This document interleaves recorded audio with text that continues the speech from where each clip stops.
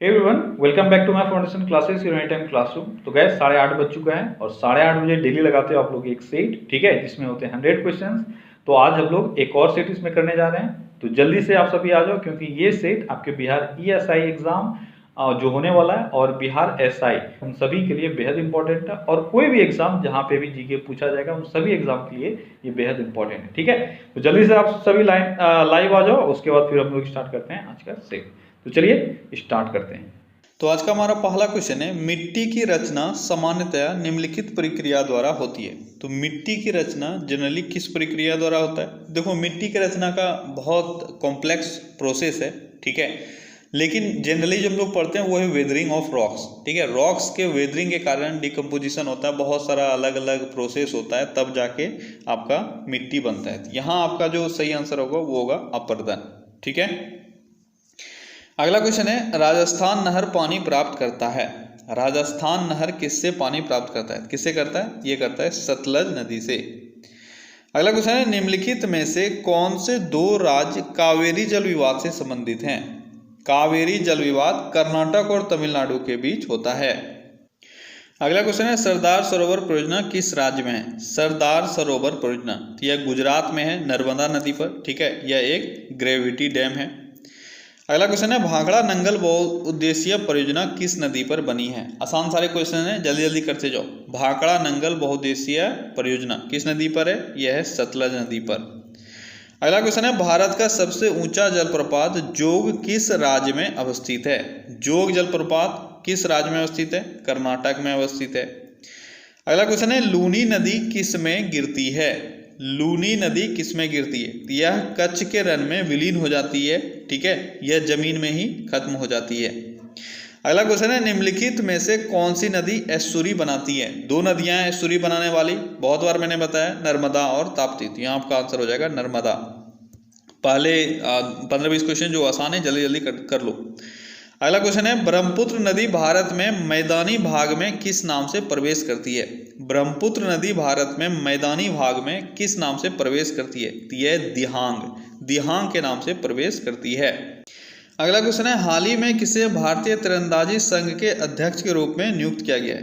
भारतीय तीरंदाजी संघ के अध्यक्ष के रूप में अभी हाल ही में किसको नियुक्त किया गया है? यह है अर्जुन मुंडा को।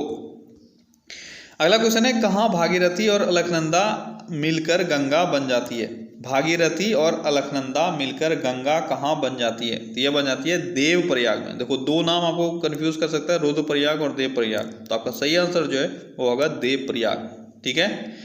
अगला क्वेश्चन है, लैगून क्या है?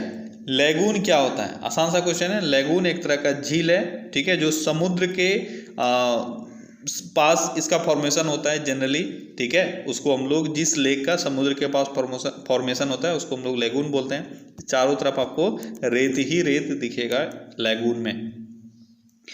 अगला क्वेश्चन है, कोयना परियोजना किस राज्य से संबंधित है? कोयना परियोजना किस राज्य से संबंधित है? यह महाराष्ट्र से संबंधित है।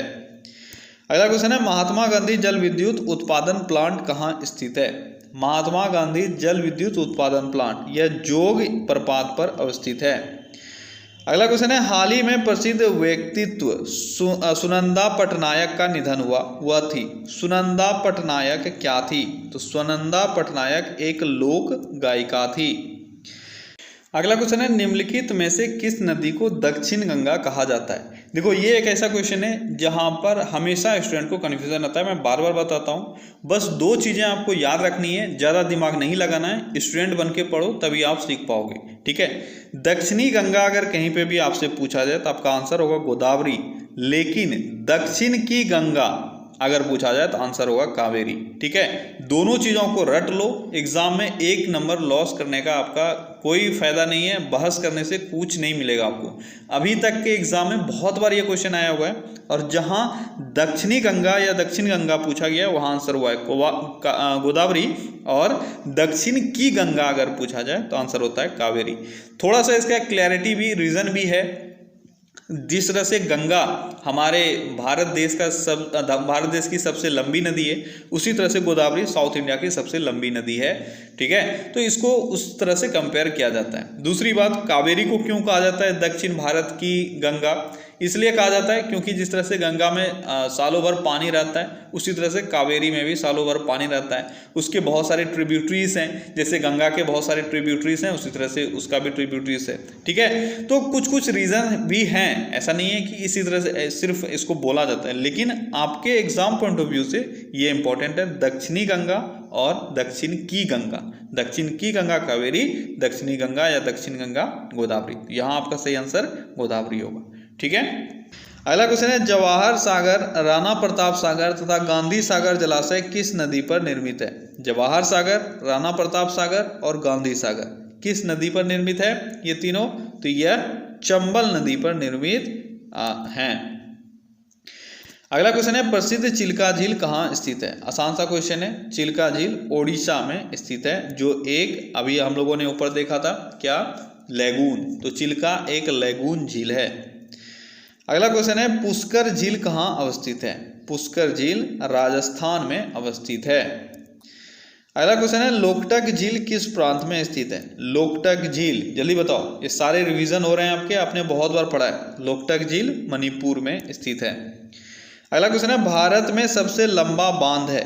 तो भारत में सबसे लंबा बांध इन चारों ऑप्शंस में से आपको कौन सा दिख रहा है? यह आपका हीराकुंड बांध। हीराकुंड बांध भारत का सबसे लंबा बांध है। अगला क्वेश्चन है, मेट्टूर बांध किस नदी पर बांधा गया है?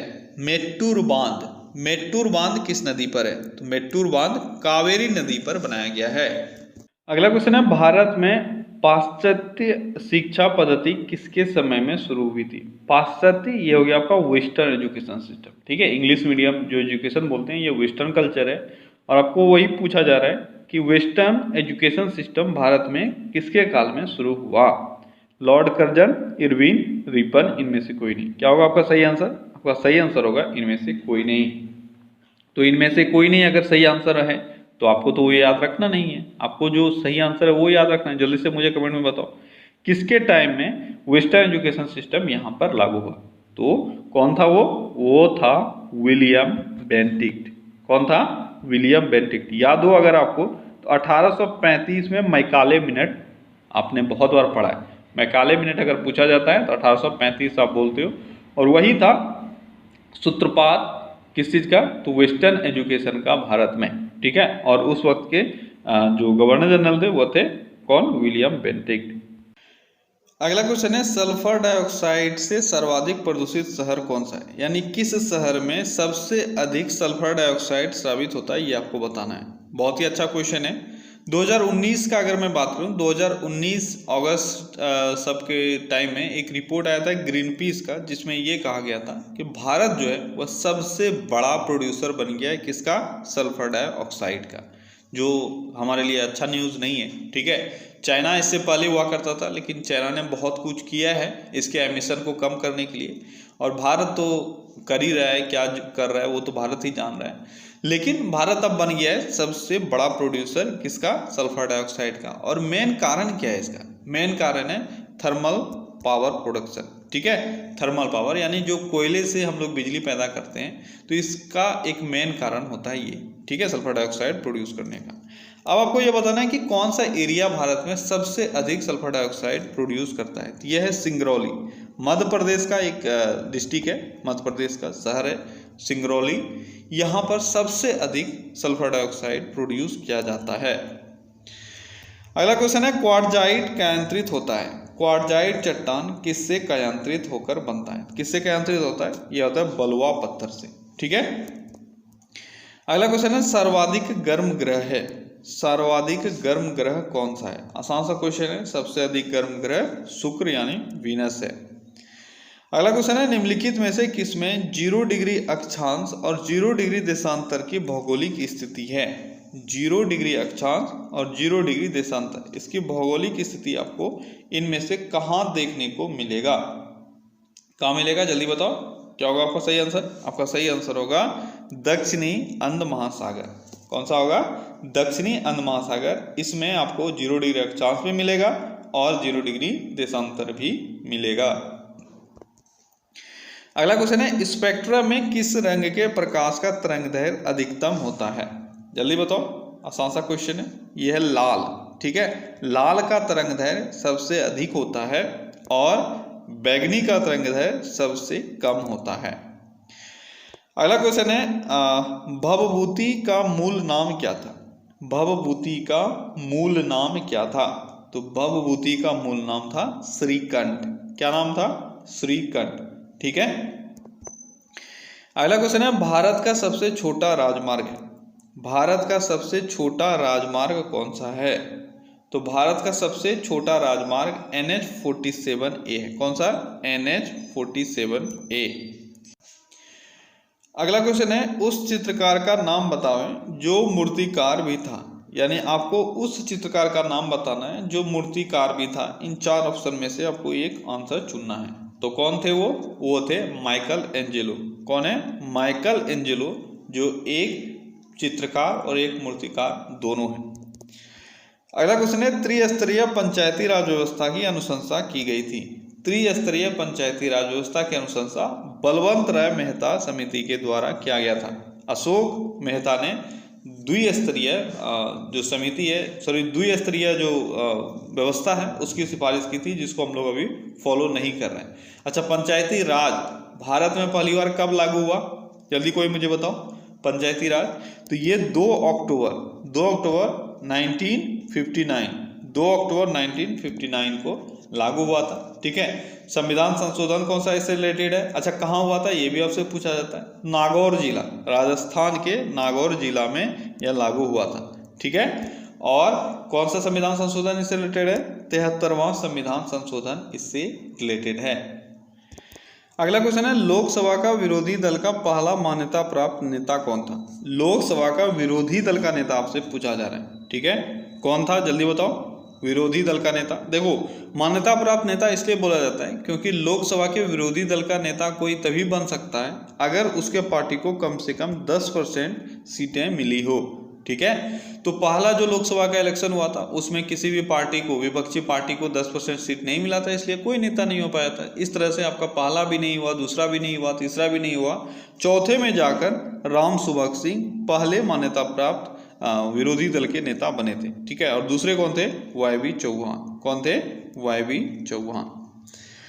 अगला क्वेश्चन है संयुक्त बैठक में विधेयक को किस प्रकार पारित किया जाता है? संयुक्त बैठक में विधेयक को किस प्रकार पारित किया जाता है? आसान सा क्वेश्चन है। किस प्रकार पारित किया जाता है? तो दोनों सदनों के उपस्थित और मतदान करने वाले सभी सदस्यों के बहुमत से।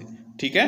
दोनों तरह के होना चाहिए। दोनों सदन का बैठक जो हुआ है उसमें उपस्थित और मतदान जितने लोगों ने किया है उसके बहुमत से जो कोई भी बिल है वह पास हो जाता है।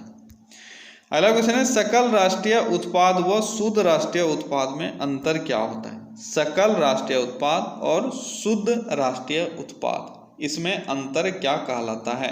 क्या कहलाता है?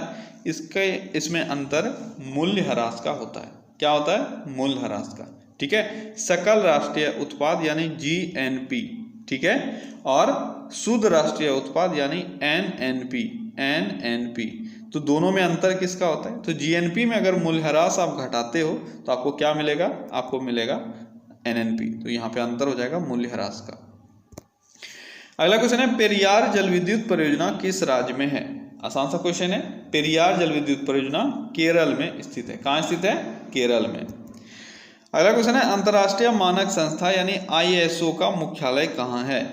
अंतर्राष्ट्रीय मानक संस्थान कहाँ स्थित है? इसका मुख्यालय कहाँ स्थित है? कहाँ है स्थित इसका मुख्यालय?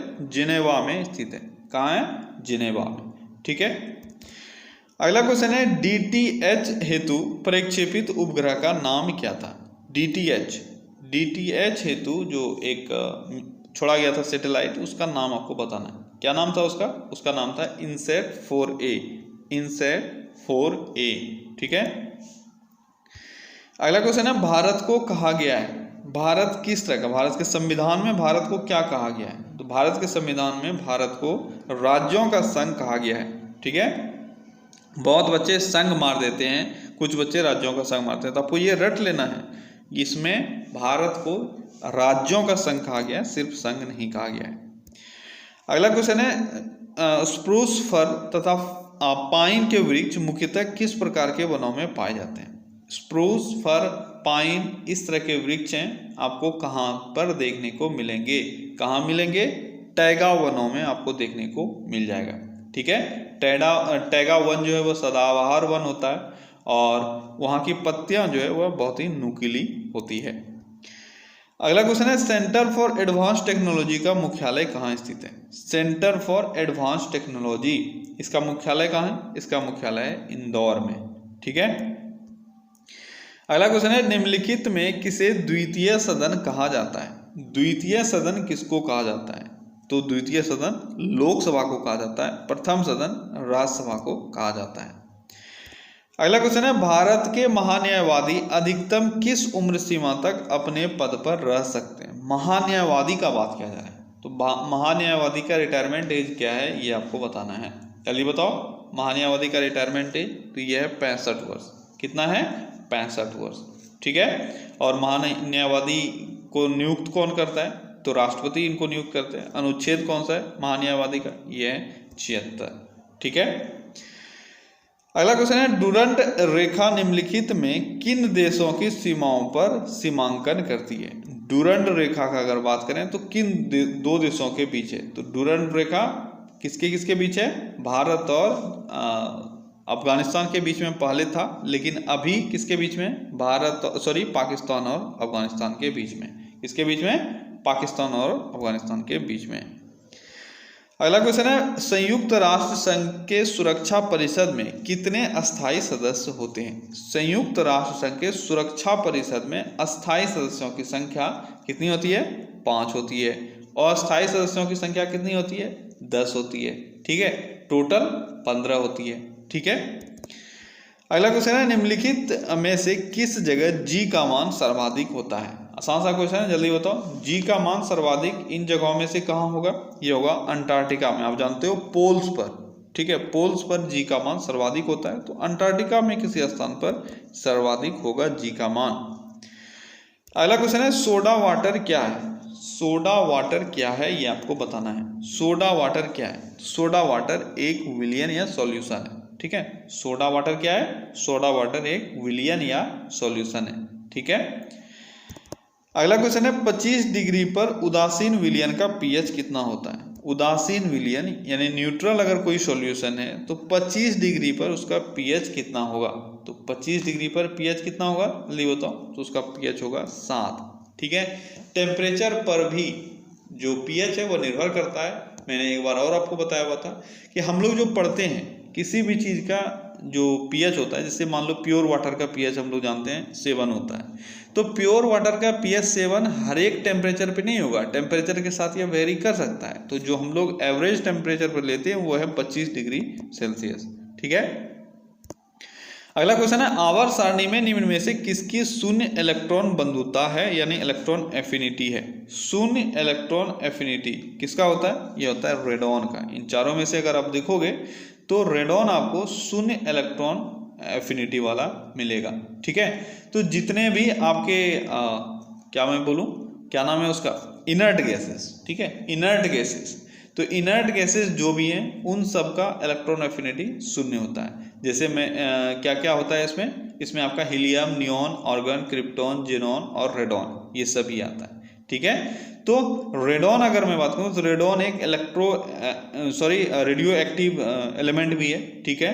और इसका उपयोग आपके कैंसर के ट्रीटमेंट में भी किया जाता है। तो इलेक्ट्रॉन एफिनिटी यहाँ पे बात किया जा रहा था, तो रेडॉन का शून्य होगा। अगला क्वेश्चन है, दक्षिण भारत में चालुक्य वंश की स्थापना किसने की थी? चालुक्य वंश की स्थापना दक्षिण भारत में किसके द्वारा की गई थी? किसके द्वारा? पुलकेशिन प्रथम के द्वारा। ठीक है, पुलकेशिन प्रथम ने चालुक्य वंश की स्थापना की थी। क्लियर है? अच्छा, चालुक्य वंश की अगर मैं बात करूं राजधानी, तो चालुक्य वंश की राजधानी कहाँ थी? तो चालुक्यों की राजधानी मानिखेट, आपने कई बार पढ़ा होगा। ठीक है, मानिखेट। और इसकी राजधानी बाद में फिर कल्याणी भी बनाई गई थी, तो ये भी याद रखना, मानिखेट और कल्याणी ये दोनों आपको याद रखना। ठीक है। और इसमें सबसे प्रतापी राजा अगर बात किया जाए चालुक्य वंश का, तो विक्रमादित्य 4 के रूप में हुए। ठीक है, बहुत ही प्रतापी राजा थे। और विक्रमादेव चरित्र इन्हीं से रिलेटेड है, और ये किसके द्वारा लिखी गई है? विल्हन के द्वारा लिखी गई है। ठीक है। अगला क्वेश्चन है, इतिहासकार जादूनाथ सरकार ने किस मुगल कालीन रचना को मुगल राज्य का गैजेटियर कहा था? तो मुगल कालीन रचना में से किसी एक रचना को इतिहासकार जादूनाथ सरकार के द्वारा मुगल राज्य का गैजेटियर कहा गया था। कौन सा वो रचना है? वह है मासीर ए आलमगीरी। ठीक है, मासीर ए आलमगीरी, इसको क्या कहा गया था? इसको मुगल राज्य का गैजेटियर कहा गया था। किसके द्वारा? तो इतिहासकार जादूनाथ सरकार के द्वारा। ठीक है, अगला क्वेश्चन है, नेजा नृत्य किस राज्य का लोक नृत्य है? नेजा नृत्य किस राज्य का है? तो यह राजस्थान का एक लोक नृत्य है। कहाँ का है? राजस्थान का। ठीक है, अगला क्वेश्चन है, शिवाजी का जन्म हुआ था। तो अभी ऊपर ही मैंने आपको बताया था शिवाजी का जन्म कहाँ हुआ था। शिवाजी का जन्म शिवनेर में हुआ था। बहुत बच्चे इसमें रायगढ़ मार देते हैं, थोड़ा सा आपको ध्यान रखना है। इनका जन्म शिवनेर में हुआ था, रायगढ़ में इनका राज्याभिषेक हुआ था। ठीक है, और इनके पिताजी का नाम क्या था? पिताजी का नाम था शाहजी भोसले। क्या नाम था? शाहजी भोसले। और माता का नाम था जीजाबाई। ये सब तो हमेशा आपको याद रखना है, हमेशा पूछा गया है ये सारी चीजें। ठीक है, अगला क्वेश्चन है, किस वर्ष में सर्वप्रथम यूरी गागरिन ने अंतरिक्ष यात्रा की थी? तो यूरी गागरिन जो पहले अंतरिक्ष यात्री थे, आपको ये बताना है कब इन्होंने अंतरिक्ष की यात्रा की थी। तो इन्होंने 1961 में सबसे पहले अंतरिक्ष की यात्रा की थी। ठीक है, अगला क्वेश्चन है, भोजशाला मंदिर कौन सी देवी जी का है? भोजशाला मंदिर यह सरस्वती जी का है। किसका है? सरस्वती जी का मंदिर है भोजशाला मंदिर। अगला क्वेश्चन है, मंत्रिमंडल की नियुक्ति व पदच्युति भारतीय संविधान किस प्रावधान के तहत है? आपको यह बताना है मंत्रिमंडल की का सृजन और इनको पद से हटाना यह किस संवैधानिक अनुच्छेद के अंतर्गत आता है, ये आपको बताना है। कौन सा संवैधानिक अनुच्छेद है? वह है अनुच्छेद 75। कौन सा है? अनुच्छेद 75। ठीक है, अगला क्वेश्चन है, कोलेरा बेसिलस की खोज किसने की थी? कोलेरा बेसिलस की खोज किसने की थी? किसने की थी? रॉबर्ट कोच ने इसकी खोज की थी। अगला क्वेश्चन है, कौन सा प्राणी सबसे बड़ा बच्चा पैदा करता है? सबसे बड़ा बच्चा कौन सा प्राणी पैदा करता है? यह नीला व्हेल। बहुत बच्चे ये समझते हैं नीला व्हेल जो है यह अंडा देने वाली मछली है। तो मछली की तरह जरूर आप देखते हो इसको, लेकिन मैमल्स के कैटेगरी में ये आती है, आपको पता होना चाहिए। और इस तरह से ये अंडे नहीं देती है, ये क्या देती है? बच्चे देती है। और सबसे बड़ा बच्चा नीला व्हेल का ही होता है। इसके बाद आपका हाथी होगा। अगर आपसे ये पूछा जाए, यहाँ पर थोड़ा सा क्वेश्चन में अगर ट्विस्ट डाला जाता कि पृथ्वी पर स्थलीय भाग पर या पृथ्वी पर, तो आपका दोनों आ जाएगा। जमीन पर अगर ये दिया जाता है, जमीन पर कौन से प्राणी सबसे बड़े बच्चे को पैदा करती है, यहाँ पे अगर थोड़ा सा अगर कंफ्यूजन आपको हो सकता था। ठीक है, क्या हो सकता था? हाथी होगा या नीला व्हेल होगा। तो बहुत सारे बच्चे नीला व्हेल मार देंगे, बहुत सारे बच्चे हाथी मारेंगे। तो आपका सही आंसर हाथी होता। ठीक है, दोनों आंसर में कंफ्यूजन होता है। याद रखना, जब जमीन का बात किया जा रहा है, इस तरह का कोई क्वेश्चन फ्रेम हो जहाँ पे जमीन का बात किया जा रहा है, जिस जमीन पे आप रहते हो, तो यहाँ हो जाएगा हाथी। लेकिन नॉर्मल सेंस में अगर बात किया जाए तो हो जाएगा नीला व्हेल।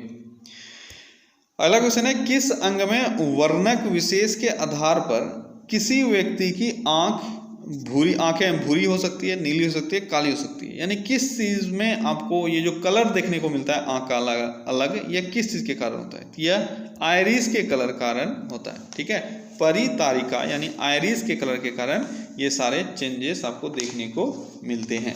क्लियर है? अगला क्वेश्चन है, उत्तर पश्चिम में चंद्रगुप्त मौर्य के साम्राज्य का विस्तार कहाँ तक था? उत्तर पश्चिम में चंद्रगुप्त मौर्य के साम्राज्य का विस्तार कहाँ तक था? यह था हिंदू कुश पर्वतमाला तक। ठीक है, अगला क्वेश्चन है, निम्नलिखित में से व्यस्ततम महासागरीय व्यापार मार्ग कौन सा है? व्यस्ततम महासागरीय व्यापार मार्ग इन चारों में से आपको बताना है कौन सा है। तो ये आपका सुएज नहर। अगला क्वेश्चन है, हाल ही में किस अंतरराष्ट्रीय संस्था ने आरबीआई गवर्नर शक्तिकांत दास को एशिया प्रशांत क्षेत्र का central banker of the year 2020 चुना है? Central banker of the year 2020 किसको चुना गया है? हमारे governor, RBI governor Shaktikanta Das को। अब आपको ये बताना है किसने चुना है। तो ये चुना गया है द बैंकर के द्वारा। अगला क्वेश्चन है महंगी मुद्रा का अर्थ है। महंगी मुद्रा का अर्थ क्या होता है? तो महंगी मुद्रा का अर्थ क्या होता है? ये होता है जिसकी ब्याज दर उच्च हो। ठीक है, जिसकी ब्याज दर उच्च हो उसको हम लोग महंगी मुद्रा बोलते हैं। अगला क्वेश्चन है वैध मुद्रा का अर्थ क्या है? वैध मुद्रा का अर्थ क्या है? तो वैध मुद्रा का अर्थ होता है जो भी वैसा मुद्रा है, वैसा करेंसी है जो आपके मार्केट में वैलिड हो। तो इन चारों में से मार्केट में जो वैलिड है वो है आपका करेंसी नोट। ठीक है, चेक, ड्राफ्ट, विनियमन, विनिमय पत्र, ये सारे चीजें, ये सब क्या है? ये सब आपका करेंसी नहीं कहलाता है, या आपका ट्रांजैक्शन का एक प्रकार है। ठीक है, चेक में आप चेक काट के दे देते हो, वो मार्केट में हमेशा हर जगह आपका हर दुकानदार नहीं लेता है, वो बैंक में जाओगे आप जमा करोगे तभी आपका वह इन कैश होगा। ठीक है, तो करेंसी मुद्रा को हम लोग वैध मुद्रा बोलते हैं। अगला क्वेश्चन है लोकसभा का महासचिव उसके सचिवालय का प्रमुख है। तो लोकसभा का महासचिव उसके सचिवालय का प्रमुख तो है, लेकिन वह नियुक्त किसके द्वारा किया जाता है या चुनाव किसके द्वारा जाता है? तो यह राष्ट्रपति के द्वारा नियुक्त किया जाता है। अगला क्वेश्चन है निम्नलिखित में से किस विधेयक के लिए राष्ट्रपति को उसे पुनर्विचार के लिए वापस भेजे बिना अपनी स्वीकृति देनी पड़ती है? कौन सा ऐसा बिल है जिसको राष्ट्रपति पुनर्विचार के लिए नहीं भेज सकते हैं? वह है वित्त बिल। मैंने आपको पहले बताया हुआ है वित्त बिल जो है वह राष्ट्रपति के परमिशन से ही आता है। ठीक है, इस कारण से जब वापस ये राष्ट्रपति के पास साइन होने जाता है लोकसभा राज्यसभा में पारित होने के बाद, तो इसको राष्ट्रपति वापस नहीं कर सकते हैं, उनको साइन करना ही पड़ेगा। अगला क्वेश्चन है किस अधिनियम के द्वारा मुसलमानों को पृथक निर्वाचन का अधिकार मिला था? आसान सा क्वेश्चन है। पृथक निर्वाचन मुसलमानों को अधिकार ये कब मिल गया? यह मिला था मार्ले मिंटो सुधार जो 1909 में हुआ था। तो भारत सरकार अधिनियम 1909 के तहत इनको मिला था।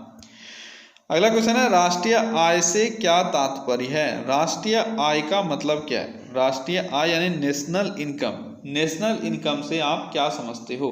नेशनल इनकम से क्या समझते हैं हम लोग? तो किसी देश में एक वर्ष की अवधि में कुल उत्पादन और सेवाओं का आर्थिक मूल्य नेशनल इनकम कहलाता है। क्या कहलाता है? National income. ठीक है, अगला क्वेश्चन है निम्नलिखित में से कौन सा तंतु सबसे कम आग पकड़ता है? निम्नलिखित में से कौन सा तंतु ऐसा है जो सबसे कम आग पकड़ता है? तो यह आपका सूती वस्त्र। ठीक है, यह सबसे कम आग पकड़ता है। अगला क्वेश्चन है उद्योग में पॉलीथीन का निर्माण किसके बहुलक द्वारा किया जाता है? पॉलीथीन का निर्माण किसके बहुलक से किया जाता है? तो यह है एथिलीन, जिसके बहुलक से पॉलीथीन बनाया जाता है। अगला क्वेश्चन है डेंगू ज्वर का कारण है। डेंगू ज्वर का कारण क्या है? डेंगू ज्वर का कारण कवक, बैक्टीरिया, प्रोटोजोआ, कोई नहीं। आपका सही जो आंसर होगा वो होगा इनमें से कोई नहीं, क्योंकि जानते हो डेंगू जो है वो वायरस के कारण होता है। बहुत बच्चे यहाँ पे बैक्टीरिया मार के निकल जाएंगे क्योंकि उनको वायरस दिख नहीं रहा है। वायरस अगर दिखता तो वो लोग वायरस आंसर करते। तो उतना आपको उत्तेजित होने का जरूरत नहीं है। दिमाग को थोड़ा ठंडा रखो और सही तरीके से आंसर करो। नहीं है वायरस तो बैक्टीरिया मार के निकल जाओगे, ये कहाँ का इंसाफ है? तो सही आंसर जो होगा वही होगा आपका। जरूरी नहीं है कि ऑप्शन में नहीं है तो कुछ और हो जाएगा। हाँ, अगर कोई नहीं ऑप्शन में नहीं रहता तो हम लोग सोचते। अगला क्वेश्चन है थैलेसीमिया एक अनुवांशिक बीमारी है, यह किसको प्रभावित करती है? थैलेसीमिया किसको प्रभावित करती है? थैलेसीमिया खून को प्रभावित करती है। यह ब्लड का एक बीमारी है। कौन सा? थैलेसीमिया। ठीक है, और आपको याद रखना है यह एक हेरिडिकल बीमारी है, अनुवांशिक बीमारी है। यह ट्रांसफर होता है एक जनरेशन से दूसरे जनरेशन में। अच्छा, रुधिर में जो रुधिर का काम है वह क्या है? तो ब्लड का दो फंक्शन होता है। एक सबसे पहला फंक्शन जो होता है हीमोग्लोबिन ऑक्सीजन को पूरे बॉडी में ट्रांसफर करना। ठीक है, जो आरबीसी है उसका ये मेजर ये काम है। दूसरा काम होता है ब्लड का जो दूसरा काम होता है वो होता है बॉडी टेम्परेचर को मेंटेन करना। ये भी आपसे पूछा जाता है, इधर हाल ही में किसी एग्जाम के क्वेश्चन में पूछा गया था। ठीक है, तो ताप को नियंत्रित करना। इस तरह से ताप कंट्रोल करने का जो ऑर्गन है वो कौन सा है? वह है हाइपोथैलेमस। ठीक है। लेकिन पूरे शरीर में अगर इस तरह का ऑप्शन आपको दिया जाता है जहाँ पे हाइपोथैलेमस नहीं होता, तो वहाँ पे भी आपका ब्लड आंसर होगा। क्योंकि देखते हो जब आप कोई भी जीव को काटते हो तो ब्लड कैसा निकलता है, वह गर्म निकलता है। क्यों? क्योंकि टेम्परेचर जो है वह उसमें फ्लो होता है। अगला क्वेश्चन है, अवमूल्यन आयात को बनाता है। अवमूल्यन अगर किया गया है तो आयात इसके कारण क्या होगा, अवमूल्यन से आयात किस तरह से प्रभावित होगा। तो अवमूल्यन अगर होता है, अवमूल्यन का मतलब क्या हो गया, डिमोनेटाइजेशन, इसका मतलब मत समझना। अवमूल्यन का मतलब होता है डिवैल्यूएशन, ठीक है, यानी मुद्रा का वैल्यू कम हुआ है तो आयात की गई चीजें महंगी हो जाएगी। जिसको आप 10 रुपए में आयात करते थे, अगर इसका वैल्यू कम हो गया तो इसी का दाम अब हो सकता है 20 रुपए आपको देना पड़े। अगला क्वेश्चन है, हर्षवर्धन अपनी धार्मिक सभा कहाँ किया करता था। हर्षवर्धन अपनी धार्मिक सभा प्रयाग में क्या करता था, ठीक है। और हर्षवर्धन का अगर मैं बात करूं तो हर्षवर्धन कब शासक बना था, ये भी अगर आपसे ये भी पूछा जाता है, अगर ये पूछा जाए तो क्या होगा आपका आंसर, हर्षवर्धन कब शासक बना था। तो हर्षवर्धन ने 606 ईस्वी में, 606 ईस्वी में इसने जो राजगद्दी है वो संभाली थी, ठीक है। 16 वर्ष इस वक्त इसकी आयु जो है वो 16 वर्ष हो रही थी। और इसकी राजधानी कहाँ थी, थानेश्वर। प्रथम राजधानी इसकी थानेश्वर थी, बाद में इसने कहाँ स्थापित कर लिया था, कन्नौज में, ठीक है। अगला क्वेश्चन है, संसदीय व्यवहार में शून्यकाल दखल भारत में कब शुरू हुआ था। शून्यकाल भारत में कब से शुरू हुआ, ये आपको बताना है। तो शून्यकाल भारत में 1962 से शुरू हुआ है। कब से शुरू हुआ है, 1962 से, ठीक है। अगला क्वेश्चन है, नोबेल पुरस्कार किस विषय में नहीं दिया जाता है। आसान सा क्वेश्चन है, जल्दी बताओ किस विषय में नहीं दिया जाता है। ये आपका गणित के क्षेत्र में कोई नोबेल पुरस्कार नहीं दिया जाता है, ठीक है। अगला क्वेश्चन है, निम्नलिखित में से किन पवनों को प्रति व्यापारिक पवन या एंटी ट्रेड विंड कहा जाता है। एंटी ट्रेड विंड किसको कहा जाता है, अच्छा क्वेश्चन है, जल्दी बताओ। एंटी ट्रेड विंड किसको कहा जाता है, तो ये आपका वेस्टर्लीज या इसको पश्चिमी पवन के नाम से हम लोग जानते हैं, ठीक है। पश्चिमी पवन को क्या कहा जाता है, एंटी ट्रेड विंड, ठीक है। अच्छा क्वेश्चन है, याद रखना। अगला क्वेश्चन है, निम्नलिखित में से कौन सा प्रथम प्रक्षेपास्त्र है जिसका विकास भारत में ही किया गया था। यानी प्रथम मिसाइल कौन सा है जिसका विकास भारत में किया गया था, तो यह है पृथ्वी। कौन सा है, पृथ्वी, इसका विकास भारत में ही किया गया था। अगला क्वेश्चन है, निम्नलिखित में से कौन सा ऐसा है जिससे कीमत में वृद्धि नहीं होती है। अच्छा, इन चार में से आपको बताना है वह कौन सा एक ऐसा चीज हो सकता है जिससे जो चीजें हैं वह उसके कीमत पर कोई प्रभाव नहीं डालेगा। आयकर शुल्क, आयकर, चुंगी, बिक्री कर। तो देखो यहाँ पर आपको एक चीज ध्यान में रखना है कि आयकर क्या होता है। आयकर होता है जो संपत्ति पर आपका टैक्स लगता है। अगर आप 1 करोड़ कमाते हो तो आपको 30% से ज्यादा टैक्स देना होगा, ठीक है। तो टैक्स जो लगा, इससे चीजों के दाम पर कोई फर्क पड़ेगा क्या, नहीं, बिल्कुल नहीं, इससे चीजों पर कोई फर्क नहीं पड़ेगा। तो आपका सही आंसर आयकर ही होगा। अगला क्वेश्चन है, निम्नलिखित में से राष्ट्रीय आय को जनसंख्या के आकार से विभाजित करने पर क्या प्राप्त होता है। ये आप जान रहे हो, बस थोड़ा सा ध्यान देकर इसको पढ़ो और आंसर कर पाओगे। बस वर्ड में ढाला हुआ है, इस कारण से आपको कंफ्यूजन होता है। आप जब राष्ट्रीय आय को, नेशनल इनकम को क्या बोला जा रहा है, जनसंख्या के आकार से विभाजित करते हैं, यानी पॉपुलेशन से अगर विभाजित करते हैं तो क्या मिलता है आपको प्रति व्यक्ति आय मिलता है, पर कैपिटा इनकम, ठीक है। अगला क्वेश्चन है, निम्नलिखित में से कौन सा एक सुशीर वाद्य यंत्र है। यानी सुशीर वाद्य यंत्र कौन सा है इसमें से, वो आपको बताना है। सुशीर वाद्य यंत्र कौन सा है, यह है आपका बांसुरी, ठीक है। बांसुरी जो हवा से क्या बोल सकते हो आप, हवा से बजता है, ठीक है। तो इसमें से आपका आंसर बांसुरी हो जाएगा। अगला क्वेश्चन है, संयुक्त राष्ट्र संघ दिवस निम्नलिखित तिथि को मनाया जाता है। आसान सा क्वेश्चन है। संयुक्त राष्ट्र संघ दिवस हम लोग 24 अक्टूबर को मनाते हैं, क्योंकि 24 अक्टूबर 1945 में इसकी स्थापना हुई थी। अगला क्वेश्चन है, G15 निम्नलिखित देशों का समूह है। G15 कैसे देशों का समूह है, तो यह विकासशील देशों का समूह है, ठीक है। कैसे देशों का समूह है, विकासशील देशों का। अगला क्वेश्चन है, डोलू कुनीथा नृत्य का उद्भव निम्नलिखित राज्य में हुआ था। डोलू डोलू कुनीथा का उद्भव किस राज्य में हुआ? इसका उद्भव हुआ था कर्नाटक में। कहाँ हुआ था? कर्नाटक में। अगला क्वेश्चन है पी हरिकृष्ण निम्नलिखित से संबंधित है, जल्दी बताओ। पी हरिकृष्ण किस से संबंधित थे? तो यह शतरंज से संबंधित है, यह एक शतरंज खिलाड़ी है, ठीक है। अगला क्वेश्चन है किस राज्य सरकार ने ओलंपिक में स्वर्ण पदक जीतने वाले राज्य के खिलाड़ियों को 6-6 करोड़ रुपए देने का घोषणा किया है? यानी इस राज्य के जो भी ओलंपिक प्लेयर हैं जिन्होंने स्वर्ण पदक जीता है, इनको 6 करोड़ रुपए राज्य सरकार की तरफ से दी जाएगी। तो वो राज्य है हरियाणा। कौन सा राज्य है? हरियाणा। अगला क्वेश्चन है कोणार्क का सूर्य मंदिर नरसिंह देव प्रथम ने बनवाया था। सबसे पहली बात आपको याद रखना है, कोणार्क का सूर्य मंदिर किसने बनवाया था? नरसिंह देव प्रथम ने। बहुत बार आपने पढ़ा है। वह किस राजवंश से संबंधित है, ये आपको बताना है यहाँ। किस राजवंश से संबंधित है नरसिंह देव प्रथम? तो यह गंग वंश से संबंधित है, शाही गंग राजवंश से संबंधित है नरसिंह देव वर्मन, ठीक है। कौन? नरसिंह देव प्रथम, ठीक है।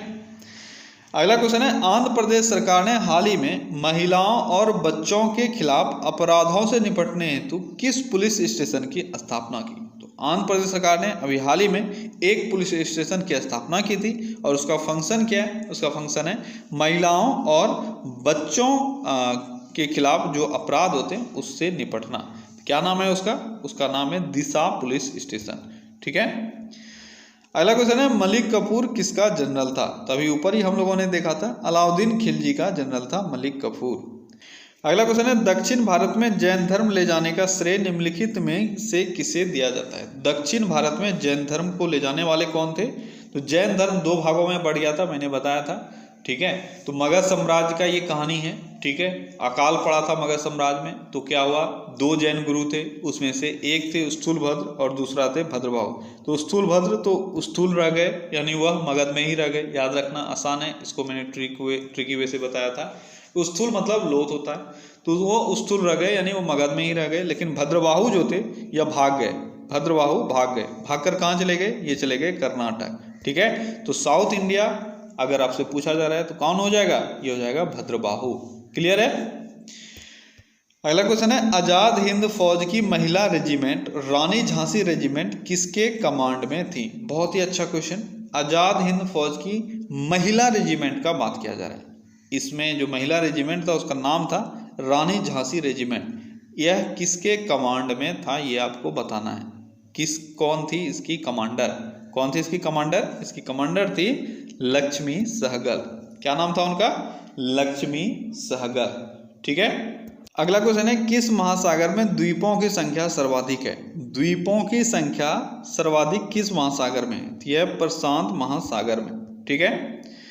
अगला क्वेश्चन है हाल ही में किस राज्य में भारत की पहली इंटरसिटी इलेक्ट्रिक बस सेवा शुरू की गई है? इंटरसिटी इलेक्ट्रिक बस सेवा किस राज्य में शुरू की गई है? ये की गई है महाराष्ट्र में, मुंबई टू पुणे। मुंबई टू पुणे के बीच भारत में अभी हाल ही में इंटरसिटी इलेक्ट्रिक बस सेवा शुरू की गई है। अगला क्वेश्चन है केंद्रीय धान अनुसंधान संस्थान कहाँ स्थित है? केंद्रीय धान अनुसंधान संस्थान कहाँ स्थित है? ये स्थित है कटक में, ठीक है। अगला क्वेश्चन है जौहरी का रूज क्या होता है? जौहरी का रूज, ज्वेलर्स रूज क्या होता है? बहुत ही अच्छा क्वेश्चन आपका केमिस्ट्री से, जल्दी बताओ, आपको याद भी रह जाएगा। यह है फेरिक ऑक्साइड। क्या होता है? जौहरी का रूज क्या होता है? यह होता है फेरिक ऑक्साइड, ठीक है। ये फेरिक ऑक्साइड क्या है? ये जंग के तरह एक चीज़ है, ठीक है। एक तरह से जंगी आप बोल सकते हो। इसका यूज़ क्या होता है? जौहरी इसका यूज़ क्यों करते हैं? तो जौहरी इसका यूज़ जो आभूषण है उसको चमकाने के लिए करते हैं, ठीक है। बहुत ही लस्ट्रस लुक देता है जब इससे वो पॉलिश करते हैं। इसको पॉलिशिंग मटेरियल भी आपसे पूछा जा सकता है, ठीक है। ज्वेलर्स का पॉलिशिंग मटेरियल क्या होता है? ये होता है फेरिक ऑक्साइड, ठीक है। अगला क्वेश्चन है प्रारंभिक मध्यकालीन भारत में जीतल शब्द का क्या निर्दिष्ट होता था? जीतल शब्द का क्या अर्थ है ये आपको बताना है। क्या होता था जीतल? जीतल सिक्का हुआ करता था, ठीक है। सिक्का हुआ करता था जीतल। अगला क्वेश्चन है भारत और पुर्तगाल ने हाल ही में समुद्री बौद्धिक संपदा अधिकार, हवाई क्षेत्र और वैज्ञानिक अनुसंधान क्षेत्र में कितने समझौतों पर हस्ताक्षर किए? भारत और पुर्तगाल के बीच में इन चीज़ों पर समझौता हुआ है। आपको बताएं टोटल कितने ऐसे चीज़ें, तो टोटल 7 चीज़ें हैं जिस पर भारत और पुर्तगाल के बीच में समझौता हुआ है अभी हाल ही में। अगला क्वेश्चन है, कृष्णदेव राय का अमुक्त माल्यद किस भाषा में लिखी गई थी? कृष्णदेव राय ने लिखा था, क्या नाम है बुक का? अमुक्त माल्यद। ठीक है, किस भाषा में इन्होंने लिखा था ये आपको बताना है। यह तेलुगु भाषा है। 2 भाषा में कन्फ्यूजन होता है, तमिल और तेलुगु, तो आपको याद रखना है अच्छे से, यह तेलुगु भाषा में लिखी गई है।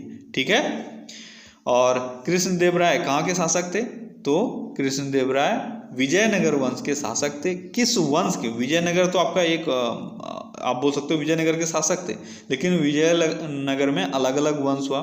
ठीक है, तो यह तुलुब वंश के शासक थे। किसके? तुलुब वंश के। ठीक है, अच्छा, तुलुब वंश क्या क्या पूछा जाता है? कृष्णदेव राय के बारे में आपसे तुलुब वंश पूछा जाता है। ठीक है, उसके बाद सुलुब वंश आपसे पूछा जाता है। सुलुब वंश, जल्दी बताओ। कृष्णदेव राय जो तुलुब वंश के शासक थे, इसके बाद सुलुब वंश आया, ये भी आपको याद रखना है। तुलुब वंश के बाद सुलुब वंश आया। एक्चुअली में इसकी स्थापना तिम्मा ने किया था। किसका? तिम्मा ने। तिम्मा कौन था? कृष्णदेव राय का मंत्री और सेनापति था, उसने सुलुब वंश की स्थापना की थी। ठीक है, अगला क्वेश्चन है, अकबरनामा के निम्नलिखित भागों में से किसे आईने अकबरी कहा जाता है? यह भी अच्छा क्वेश्चन है। अकबरनामा, अकबरनामा का अलग अलग भाग है। टोटल अकबरनामा का 3 भाग है, और इसमें से किस भाग को आईने अकबरी कहा जाता है? तो तीसरे भाग को। ठीक है, इसको तीसरे भाग को आईने अकबरी कहा जाता है। और आईने अकबरी का अगर आपसे पूछा जाए कितना भाग है, तो टोटल 5 भाग है। ठीक है, सबसे पहली बात, अकबरनामा का कितना भाग है? अकबरनामा का 3 भाग है, उसमें से तीसरे भाग को कहा जाता है आईने अकबरी। और आईने अकबरी का कितना भाग है? टोटल 5 भाग है। ये 2 चीजें आपको याद रखनी है। अगला क्वेश्चन है, भारतीय राष्ट्रीय कांग्रेस ने निम्नलिखित में से किस अधिवेशन में स्वदेशी के प्रस्ताव को अपनाया था? स्वदेशी के प्रस्ताव को अपनाया था। अब यहाँ पे आपको कंफ्यूजन हो सकता है इस क्वेश्चन में। आपको कई जगह आंसर मिलेगा बनारस अधिवेशन 1905 और कई जगह मिलेगा कलकत्ता अधिवेशन 1906। तो आपका सही आंसर होगा कलकत्ता अधिवेशन 1906। क्यों होगा? क्योंकि 1905 में जो बनारस अधिवेशन हुआ था, ठीक है, इसमें स्वदेशी टर्म यूज आप बोल सकते हो एक तरह से किया गया था। ठीक है, लेकिन इस प्रस्ताव को अपनाया नहीं गया था। लेकिन 1906 के कलकत्ता अधिवेशन में 4 आप बोल सकते हो एक तरह से चार चीज़ों को इसमें लाया गया और 4 चीज़ों की प्रतिज्ञा ली गई, 4 चीज़ों को पारित किया गया। एक सबसे पहला क्या था? सबसे पहला था विदेशी चीज़ों का बहिष्कार। दूसरा क्या था? दूसरा था स्वदेशी चीज़ों को अपनाना। तीसरा क्या था राष्ट्रीय शिक्षा। और चौथा क्या था? चौथा था बंगाल विभाजन का विरोध करना। तो ये 4 चीज़ों को पारित किया गया था बिल बनाकर। कब? तो कलकत्ता अधिवेशन 1906 में। आपका सही आंसर कलकत्ता अधिवेशन 1906 होगा। ठीक है, तो ओके गाइस, आज के सेशन बस इतना ही। आई होप कि आज का सेशन भी आपको पढ़ डे की तरह अच्छा लगा होगा, आपने कुछ सीखा होगा, और अगर आपको आता था तो आपने रिवाइज किया होगा। ठीक है, चलिए कल फिर से मिलते हैं अगले सेशन में। Till then take care, bye bye.